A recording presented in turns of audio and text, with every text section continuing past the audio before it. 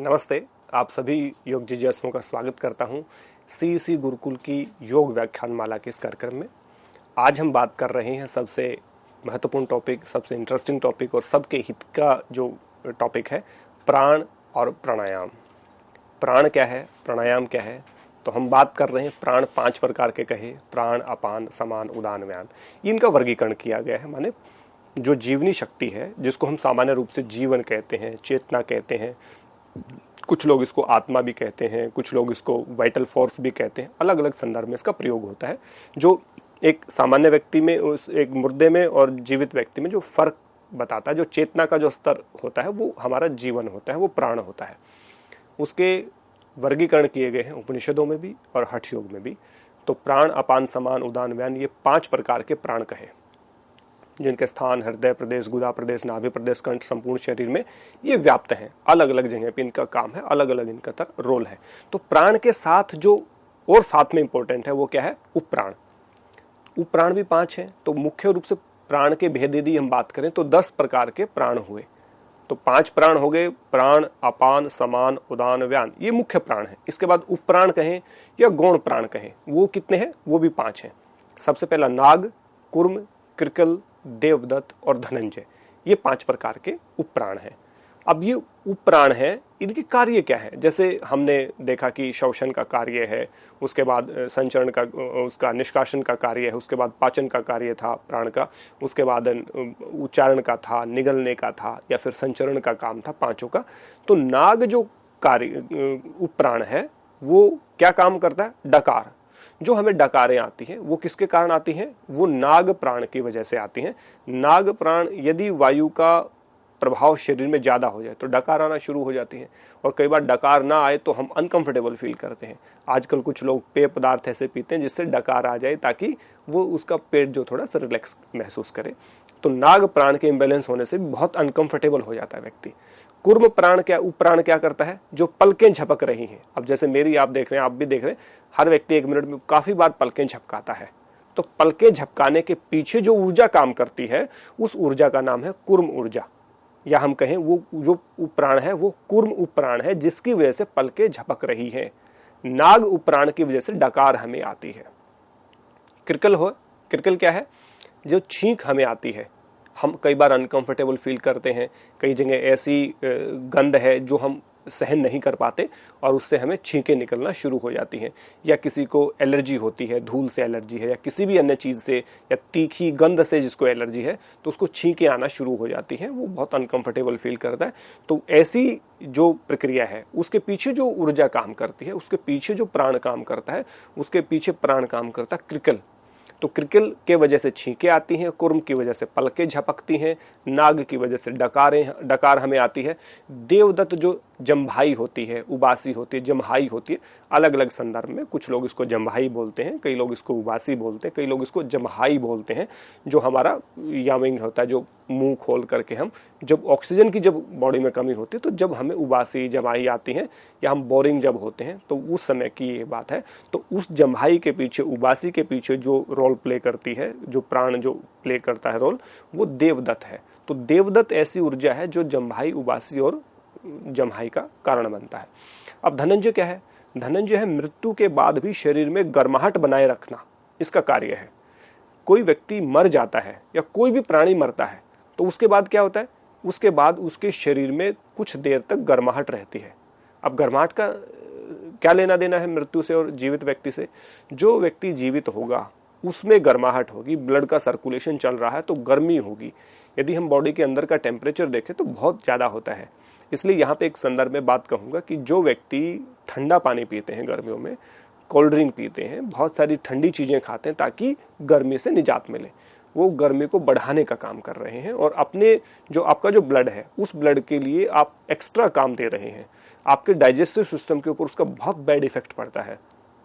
तो जो व्यक्ति गर्मियों में ठंडा पानी पीते हैं, कोल्ड ड्रिंक पीते हैं, या ठंडी चीज़ें ज़्यादा खाते हैं ताकि उनकी गर्मी शांत हो जाए, वो व्यक्ति दरअसल अपने इनडाइजेशन को क्रिएट कर रहे हैं, डाइजेशन सिस्टम को डैमेज कर रहे हैं, डाइजेशन सिस्टम को वीक करने का काम कर रहे हैं। क्योंकि बॉडी का टेम्परेचर यदि 98 फ़ारेनहाइट है, 98 है, 97, 96 है, तो उसके ऊपर आप जो ठंडी चीज़ डाल रहे हैं, आप 10 डिग्री की कोई चीज़ डाल रहे हैं, 5 डिग्री की डाल रहे हैं, 15 डिग्री टेम्परेचर की कोई चीज़ डाल रहे हैं बॉडी में, ठंडी ऐसी चीज़ डाल रहे हैं, तो बॉडी का टेम्परेचर 97, 96, 97, उसको आप कंपेयर करिए 10 से या 15 से, तो कितना गैप है। तो बॉडी में जो चीज़ जाएगी, मान लीजिए ठंडा पानी पिया और उसका टेम्परेचर 10 है, तो 10 वाला पानी हम पी रहे हैं, 15 टेम्परेचर वाला पानी हम पी रहे हैं, या कोई कोल्ड ड्रिंक ऐसी पी रहे हैं, या कोई पेय पदार्थ ऐसा पी रहे हैं जो इतना ठंडा है, दूध को ठंडा करके पी रहे हैं, छाछ को ठंडी करके पी रहे हैं, बहुत ठंडी दही खा रहे हैं, बहुत ठंडी आइसक्रीम हम खा रहे हैं, चूंकि आइसक्रीम तो होती ठंडी है, वो बॉडी में जब जाएगी तो बॉडी का जो रक्त है, बॉडी में जो रक्त है वो क्या करेगा, उस टेम्परेचर को मेंटेन करने की कोशिश करेगा, क्योंकि अंदर तो टेम्परेचर 96, 97 है और बाहर से आपने 15 डिग्री वाली चीज आपने ले ली, तो मतलब फ़ारेनहाइट की बात करें तो उसमें थोड़ा डिफरेंस हो जाएगा। ये मैं 96, 97 फ़ारेनहाइट की बात कर रहा हूँ और वो आपका नॉर्मल टेम्परेचर होता है, सेल्सियस में होता है, तो उसको भी कंपेयर करें तो बहुत सारा फर्क होता है। तो उस टेम्परेचर को मेंटेन करने के लिए शरीर को बहुत ज़्यादा ऊर्जा व्यय करनी पड़ती है।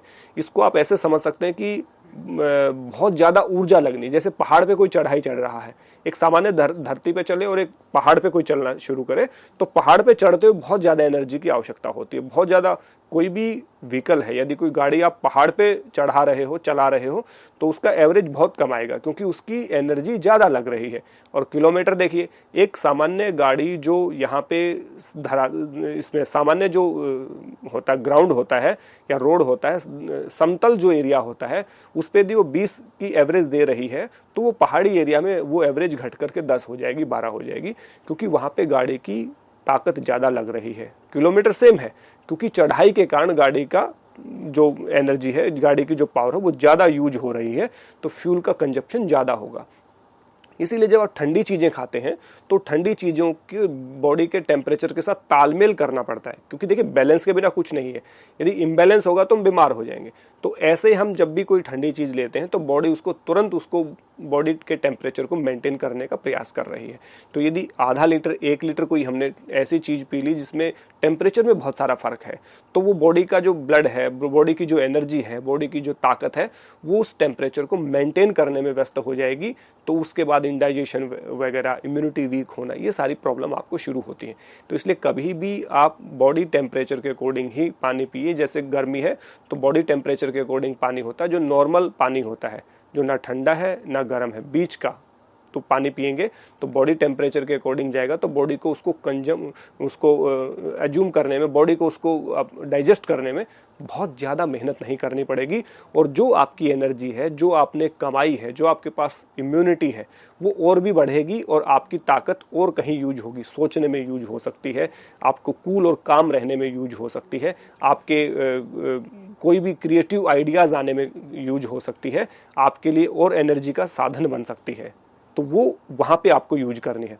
इसका एक एग्जांपल आप ऐसे भी ले सकते हैं, जो यूरोप के देश हैं या अमेरिका है या और जो बहुत ठंडे प्रदेश जो रहते हैं, उनमें क्या रहता है, जैसे आप रसिया जाएंगे तो बहुत सारे हमारे साथी रशिया में रहते हैं, तो वो कहते हैं कि बाहर टेम्परेचर है 35 डिग्री या 30 डिग्री बाहर टेम्परेचर है, और अंदर उन्होंने कर रखा है, बाहर 25 डिग्री है और अंदर उन्होंने +25 किया है। बाहर -25 डिग्री है और अंदर उन्होंने +25 किया हुआ है।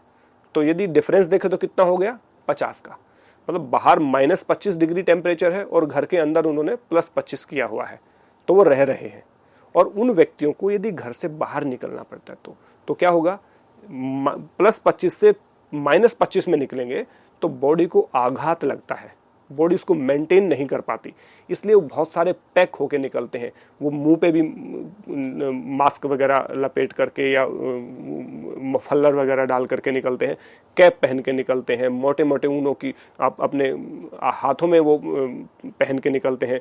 तो वो आप देखेंगे कि जूते उनके दूसरे स्टाइल के होते हैं, ताकि कहीं भी डायरेक्ट हवा लग करके बॉडी का टेम्परेचर ज़्यादा कम ना हो जाए। ऐसा होता है तो आघात लगते हैं, यानी कि पैरालिसिस से लेकर के अंग के भंग होने का खतरे होने से लेकर के हार्ट अटैक तक की सबसे बड़ी प्रॉब्लम होती है। जो बहुत सारे लोग अनजान होते हैं और जाते हैं एयरपोर्ट पे उतरते हैं, वहाँ टेम्परेचर नॉर्मल होता है, +25 होता है, लेकिन जैसे ही एयरपोर्ट से बाहर निकलते हैं -25 डिग्री है, तो बॉडी उसको सहन नहीं कर पाती। मैंने कितने ऐसे लोगों को देखा कि फ़ोन पे बात करते हुए एयरपोर्ट से निकल गए और बाहर निकले तो हाथ यहीं जम गया, मतलब फोन, मतलब वो हाथ मूवमेंट ही नहीं कर रहा, क्योंकि +25 से +- में आप -25 में आप आ गए, तो वो बॉडी एकदम से उसको टॉलरेट नहीं कर पाती। ठीक यही संदर्भ है कि ठंडे पानी को जब आप पीते हैं तो टॉलरेट नहीं कर पाएंगे। तो इसलिए हमें हमेशा अपने शरीर की गर्मी को बनाए रखना है। जब तक शरीर में गर्मी रहेगी तब तक जीवन रहेगा, और जब इस शरीर की गर्मी समाप्त हो जाएगी, शरीर ठंडा पड़ जाएगा, माने मृत्यु हो गई। और धनंजय क्या काम करता है, हमारे शरीर में गर्माहट बनाए रखता है। यदि बहुत ज्यादा ठंडा पानी पीते हैं, बहुत ज्यादा ठंडी चीजें आप खाते हैं, तो धनंजय नामक उपप्राण पे आप अत्याचार कर रहे हैं, और धनंजय नामक उपप्राण की आपकी जो उसका जो कार्य है, उस कार्य में बाधा डालने का काम कर रहे हैं। तो धनंजय उपप्राण को ज्यादा मेहनत करनी पड़ेगी, और धनंजय प्राण यदि ज्यादा मेहनत करेगा तो कहीं ना कहीं वीकनेस आएगी, वीक हो जाएगा। तो इसलिए आपका जो धनंजय जो उपप्राण है वो शरीर में गर्माहट बनाए रखने का काम करता है। और धनंजय ही एक ऐसा उपप्राण है जो मौत होने के बाद, मृत्यु होने के बाद, प्राण के चले जाने के बाद भी कुछ समय तक बॉडी में गर्माहट बनाए रखने का काम करता है, उसके बाद वो भी चला जाता है। तो ये हमने काम देखे। तो सबसे पहले हमने काम देखा नाग का डकार लेना, कुर्म का पलके झपकाना, किरकल का छींक आना, देवदत्त का जम्भाई उबासी या जम्हाई लेना, और धनंजय मृत्यु के बाद भी शरीर में गर्माहट को बनाए रखना। ये किसका काम है, धनंजय नामक उपप्राण का। ये हमारे उपप्राणों के भेद जाने। इससे पहले प्राणों के भेद भी हमने जाने, जिसमें प्राण, अपान, समान, उदान और व्यान को हमने जाना। अब हम जानेंगे प्राणायाम का परिचय क्या है। अब ये तो जान लिया कि प्राण क्या है, प्राणायाम क्या है। अब इसको मजबूत कैसे किया जाए, इसको बिल्डअप कैसे किया जाए, इसको कैसे मजबूत किया जाए, या इसको कैसे विस्तारित किया जाए, कैसे इसका विस्तार किया जाए, कैसे इसको मजबूत किया जाए। तो प्राणायाम का अर्थ हम जानेंगे। अब प्राणायाम का अर्थ क्या है, प्राणायाम का अर्थ है, सामान्य यदि संधि विच्छेद हम करें, प्राण प्लस आयाम, तो प्राण का मतलब है जीवन, जीवनी शक्ति, और आयाम का अर्थ है उसका विस्तार करना। तो जो जीवन का विस्तार करे, ऐसी टेक्निक, ऐसी विधि को हम प्राणायाम कहते हैं। जो हमारे जीवन को बढ़ाए, जो हमारे जीवन को सुरक्षित रखे, जो हमारे जीवन को विस्तार प्रदान करे, जो हमारे जीवन का आयाम स्थापित करे, वो प्राणायाम कहलाता है। तो ये प्राणायाम का अर्थ हुआ। अब प्राणायाम का अर्थ हो गया। दूसरा, यदि हम प्राणायाम की परिभाषा को जाने तो बहुत सिंपल सी परिभाषा, इससे आपको अच्छे से समझ में आ जाएगा।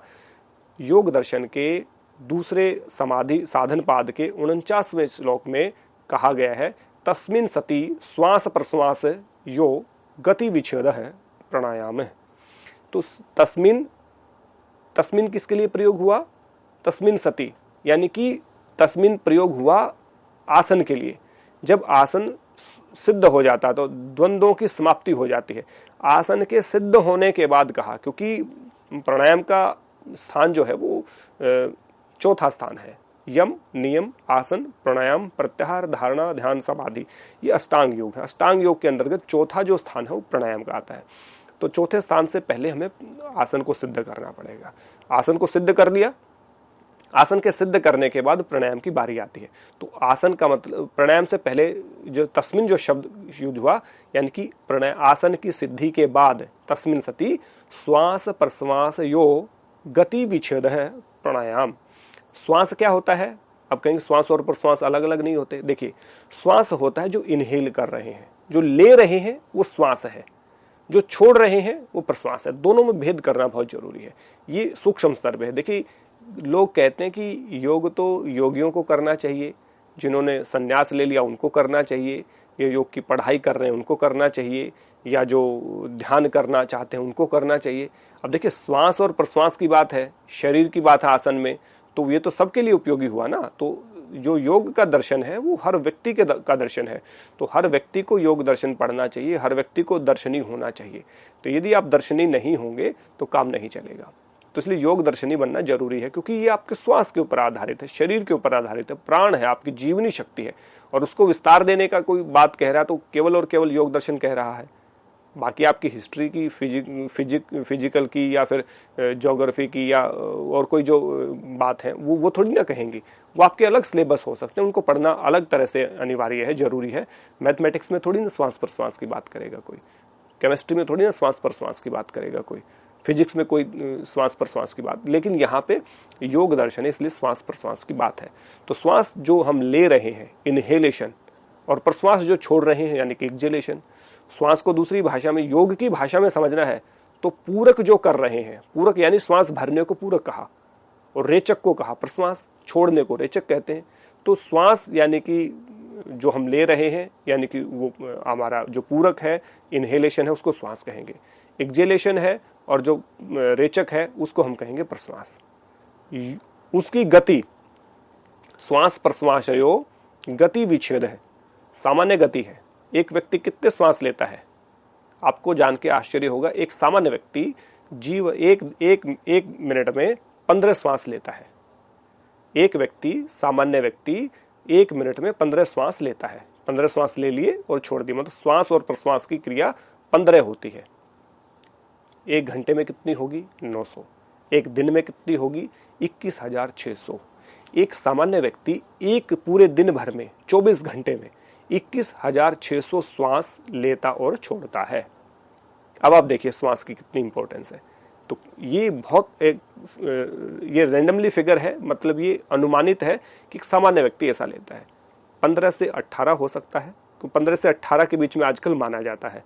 और जो व्यक्ति बीमार होता है, जो व्यक्ति किसी रोग से ग्रसित होता है, वो उसके श्वास और भी बढ़ते चले जाते हैं, 20, 25, 22 ऐसे ले रहा है।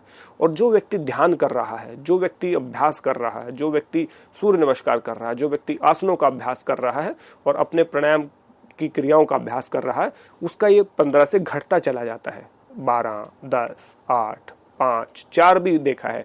4 वैसे कछुए का होता है, 1 मिनट में 4 ही श्वास लेता है कछुआ, इसलिए 400 साल जीता है। एक व्यक्ति 15 श्वास लेता है, इसीलिए 100 साल तक की उम्र मैक्सिमम उसकी कही गई है। और आज तो वो भी नहीं बची है, वो भी घट करके 70, 60, 70, 80 पे आ गई है। क्यों? क्योंकि श्वास और प्रश्वास का तरीका सही नहीं है। क्योंकि श्वास और प्रश्वास को नियमित करने वाला, श्वास और प्रश्वास को संयमित करने का जो अभ्यास है वो प्राणायाम है, और वो हम नहीं कर रहे हैं। तो इसलिए श्वास प्राणायाम करते हुए आपको एक डेडिकेशन और एक आपको कहें कि ग्रेटिट्यूड, 2 चीज़ों को यदि आप सक्सेस होना चाहते हैं किसी भी अभ्यास में, तो आपको पहला तो ग्रेटिट्यूड होना चाहिए। ग्रेटिट्यूड मतलब आपकी कृतज्ञता होनी चाहिए, क्योंकि श्वास है तो आप हैं, श्वास के ऊपर आधारित आपका जीवन है। और यदि आप उसके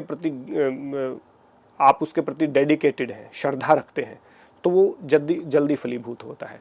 जिस श्वास के कारण आपका अस्तित्व है, जिस प्रश्वास के कारण आपका अस्तित्व है, उसके प्रति ग्रेटिट्यूड पे करने का एक ही तरीका है, उसके प्रति श्रद्धा व्यक्त करने का एक ही तरीका है, नियमित रूप से प्राणायाम का अभ्यास करना चाहिए। और ढेरों प्राणायाम है, आगे आने वाले व्याख्यानों में हम प्राणायामों की भी चर्चा करेंगे, उनकी विधियों की भी चर्चा करेंगे, उनकी इंपॉर्टेंस की भी चर्चा हम करेंगे। तो सामान्य श्वास और जो प्रश्वास है, श्वास लेना और छोड़ना, उसकी जो सामान्य जो गति है, सामान्य गति मतलब जो 1 मिनट में 15 श्वास हम ले रहे छोड़ रहे हैं, उसमें विच्छेद कर देना है। विच्छेद मतलब उसको हटा देना है, वहां से उसमें अवरोध पैदा कर देना है। अवरोध पैदा करने का मतलब सामान्य श्वास आ रहा है, श्वास जा रहा है, इसमें रोक देना है, प्राण को रोक देना है। अंदर रोक के रखें, बाहर रोक के रखें, जहां है वहां रोक के रखें। अलग अलग टेक्स्ट ने, अलग अलग जो परंपराएं हैं, हठ योग ने अलग तरह से उसको कुंभक कह के परिभाषित किया है। योग दर्शन में भी कुंभक की बात है, कुंभक की पर्टिकुलर बात नहीं है, लेकिन श्वास को रोकने की बात है। मतलब जब हम श्वास को, सामान्य श्वास प्रश्वास की प्रक्रिया को रोक करके उसको या तो बाहर रोक के रखते हैं या अंदर रोक के रखते हैं, विशेष प्रकार से लेते हैं या विशेष प्रकार से छोड़ते हैं, वो प्राणायाम कहलाता है। तो प्राणायाम का मतलब है सामान्य श्वास प्रश्वास जो 1 मिनट में 15 हमारे चल रहे थे, सामान्य, ज़्यादा जो बीमार हैं उनके 18 से 20 चल रहे हैं, जो और योगी व्यक्ति हैं 8 से 10 ले रहे हैं, 12 ले रहे हैं, उस सामान्य गति को रोक करके विशेष प्रकार की गति से श्वास को लेना, विशेष प्रकार से छोड़ना, विशेष प्रकार से रोके रखना या विशेष जगह पर, स्थान विशेष पर रोक के रखना, वो प्राणायाम कहलाता है। तो ये परिभाषा है। तो परिभाषा में ही आपको दिखना चाहिए कि सामान्य श्वास प्रश्वास की गति को आप रोक देंगे तो आप अपने प्राणों को कितना बचा सकते हैं। 1 मिनट में यदि 15 श्वास आप लेते हैं सामान्य व्यक्ति, और मैंने मान लीजिए बाह्य श्वास प्राणायाम का अभ्यास किया, श्वास को बाहर छोड़ के बाहर ही रोके रखा और आधा मिनट मैंने रोक लिया उसको, तो आधा मिनट रोक लिया और उसके बाद फिर मैंने ले लिया, तो सीधे सीधे 7 श्वास तो बच गए मेरे। यानी कि हर 1 मिनट में मैंने आधे मिनट को बचा लिया। अब हर 1 मिनट में आधे मिनट बचा लिया, और ऐसा अभ्यास मैंने आधे घंटे तक किया या 10 मिनट तक किया, 20 मिनट तक किया, तो कितने मेरे श्वास बचे उसके हिसाब से आप मल्टीप्लाई कर लीजिए। तो उसी हिसाब से एज बढ़ती चली जाती है, आरोग्यता बढ़ती चली जाती है और आपके अंदर जितने भी विकार हैं, टॉक्सिन्स हैं, वो डिटॉक्स होते चले जाते हैं। इसलिए प्राणायाम की उपयोगिता है। तो प्राणायाम केवल श्वास को लेना छोड़ना नहीं कहते। क्या होगा, श्वास ले रहे हैं, छोड़ रहे हैं, बाहर फेंक रहे हैं, क्या होगा, इससे कुछ आराम थोड़ी मिलता है। लेकिन जब प्राण पे आधारित जीवन है, इस प्राण के रहने से जीवन है और इस प्राण के चले जाने से मृत्यु है, तो जिसके रहने से जीवन और ना रहने से मृत्यु है, उसकी इंपॉर्टेंस तो है और सबसे उपयोगी है। ये तो सर्वे सर्वा है हमारे जीवन का। तो इसलिए प्राणायाम की इंपॉर्टेंस को हमें समझना चाहिए। और प्राणायाम की उपयोगिता हठ योग किस प्रकार से बताता है, अगले उसमें हम देख रहे हैं।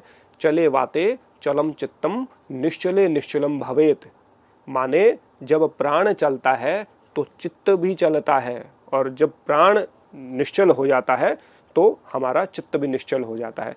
तो प्राण यदि रुकेगा, प्राण को यदि होल्ड करेंगे तो चित्त भी रुकेगा। मतलब यदि निरंतर हमारा प्राण चलता रहेगा, श्वास और प्रश्वास 21,600 तो लेने ही है सबको, लेकिन यदि इसकी गति को हम नहीं रोकेंगे तो चित्त भी ऐसे ही चलता रहेगा। और चित्त के चंचल होने से कभी भी आप अपनी जो चित्त की जो वृत्तियां हैं उनका कभी निरोध नहीं कर पाएंगे।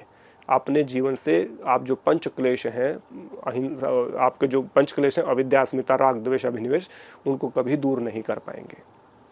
इसलिए अपने जीवन से यदि आपने पंच क्लेशों को दूर करना है, अपनी पांचों जो वृत्तियां हैं उनको आपने, चित्त की वृत्तियों को शांत करना है, जो कहा ना परिभाषा योग चित्त वृत्ति निरोध है। यदि चित्त की वृत्तियों का निरोध करना है, यदि चित्त को चंचलता से हटाना है, तो आपको प्राणायाम का अभ्यास अवश्य करना पड़ेगा। चित्त को चंचल, चित्त और मन दोनों के चंचल होने का, ये चित्त है, इसको मन भी, आपके मन भी ऐसे ही करता है। यदि प्राण चलता रहेगा तो मन भी चलता रहेगा, भटकता रहेगा।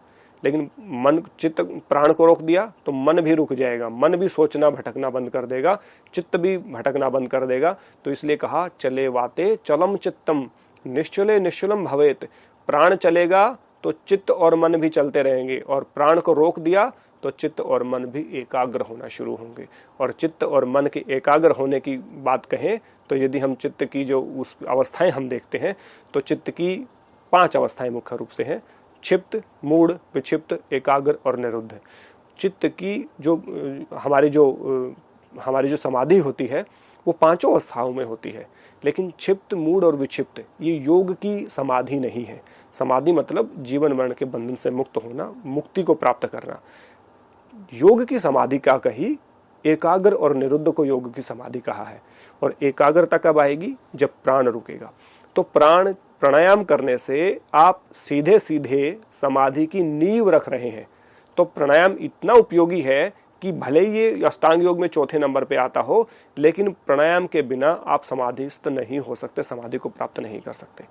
इसलिए कहा यदि चित्त की एकाग्र अवस्था और निरुद्ध अवस्था, इन दोनों को संप्रजात और असंप्रजात समाधि कह के संबोधित किया है, सबीज और निर्बीज समाधि कह के संबोधित किया है। आपकी वैराग्य की अपर वैराग्य और पर वैराग्य की स्थिति कहा है। जो हमारे चित्त की एकाग्र अवस्था होती है उसमें सत्गुण प्रधान होता है, इसीलिए चित्त और मन हमारा एकाग्र होता है।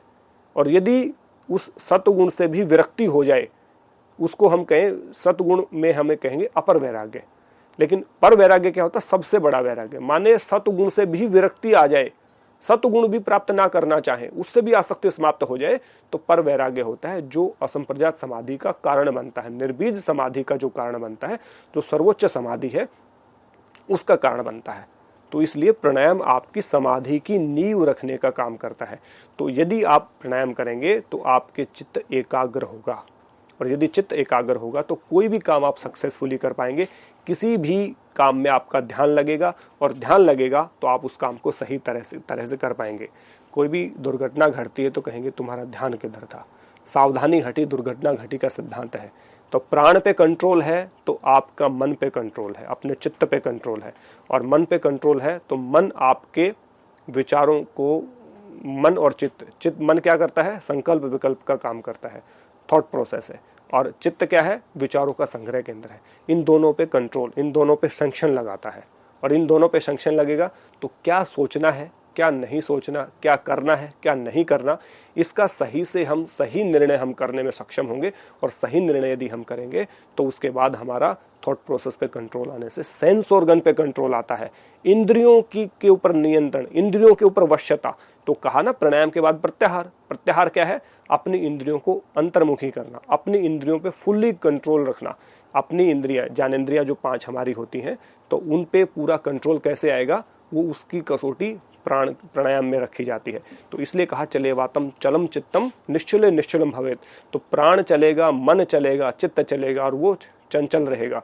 और यदि प्राण को रोकेंगे, और प्राण को रोकने का मतलब प्राणायाम, क्योंकि श्वास प्रश्वास को रोकना ही, श्वास प्रश्वास की सामान्य गति को रोकना ही प्राणायाम की परिभाषा है। और यहाँ पे हम प्राण को रोकने की बात हठ योग करता है, चले वातम चलम चित्तम। तो इसलिए योग दर्शन और हठ योग यहाँ पे एक तरह की एक रूपता दिखाने का काम कर रहे हैं कि प्राण रुकेगा तो मन और चित्त भी एकाग्र होगा, और वो एकाग्र होगा तो वो फिर निरुद्ध भी होगा, और निरुद्ध होगा तो आप समाधिस्थ भी होंगे, असंप्रजात समाधि को प्राप्त करेंगे, पर वैराग्य को प्राप्त करेंगे।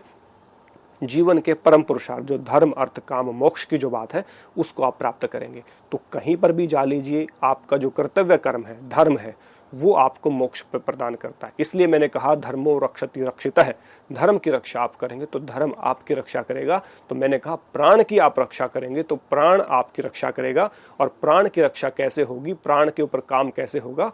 प्राणायाम से। श्वास प्रश्वासयो गति विच्छेद है, सामान्य श्वास और प्रश्वास की गति में विच्छेद पैदा करके उसको विशेष प्रकार से लेने की जो टेक्निक है, विशेष प्रकार से लेने की जो विधि है, उसको विशेष प्रकार से रोकने की जो विधि है, बाहर के अभ्यंतर कुंभ कर रहे हैं कि बाह्य कुंभ कर रहे हैं, वो प्राणायाम कहलाता है। और उसके करने से आपका मन और चित्त एकाग्र होगा। और उसके बाद ढेरों जो लाभ हैं वो आगे आने वाले व्याख्यानों में हम आपसे साझा करेंगे।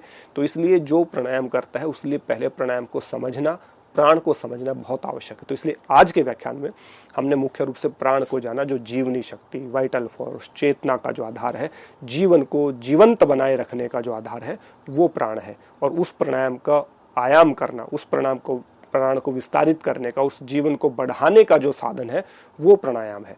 तो प्राण और प्राणायाम को अलग नहीं समझा जा सकता। कि एक सिक्के के 2 पहलू हैं। प्राण है और तो आपको प्राण को मजबूत करना है तो प्राणायाम का सहारा लेना पड़ेगा। और प्राणायाम का सहारा लेंगे तो आपका जो प्राण है वो विस्तार प्राप्त करेगा, जीवन विस्तार प्राप्त करेगा, स्वास्थ्य से परिपूर्ण रहेगा। आपका जो जीवन है आरोग्यता और दीर्घायु से परिपूर्ण रहेगा। इसलिए हम परमात्मा से आरोग्यता और दीर्घायु की कामना करते हैं कि आयु बढ़े लेकिन आरोग्यता के साथ बढ़े। उसके लिए कौन चीज़ जिम्मेदार है? वो है प्राणायाम। तो इसलिए प्राणायाम करते हुए मैंने 2 चीज़ें बताई थी, उसका विशेष रूप से ध्यान रखें। ग्रेटिट्यूड यानी कि कृतज्ञता आपके भीतर हो, और आपका डेडिकेशन, उसके प्रति श्रद्धा होनी चाहिए। क्योंकि प्राण ही माता, प्राण ही पिता, प्राण ही बंधु, प्राण ही सखा है। प्राणम श्रेष्ठम प्राणम ज्येष्ठम प्राणम परमौषधम। ये प्राण सबसे बड़ी औषधि है, प्राण ही सबसे श्रेष्ठ है, प्राण ही सबसे ज्येष्ठ है, वही बड़ा है, वही सबसे उपयोगी है। इसलिए प्राणायाम का मिलकर के अभ्यास हम आगे आने वाले सेशन में करेंगे। उसकी विधिवत रूप से कुछ कूलिंग जनरेट करने वाले, कुछ हीट जनरेट करने वाले प्राणायाम है, उनको अलग अलग करेंगे। डूज एंड डोंट जानेंगे कि किस प्रकार का प्राणायाम हमें किस अवस्था में करना चाहिए, किस अवस्था में नहीं करना चाहिए। कॉन्ट्रा इंडिकेशंस का ध्यान रखते हुए उसके बेनिफिट्स क्या क्या है, और किस अवस्था में क्या करना चाहिए कि आप अनकंफर्टेबल से तुरंत कंफर्टेबल फील करें। वो बहुत सारी चीज़ों को लेकर के आपके आगे आने वाले हैं इसी गुरुकुल के व्याख्यानमाला, योग व्याख्यानमाला में। तो आप सब बने रहें हमारे साथ। आप सबका बहुत बहुत धन्यवाद। नमस्ते।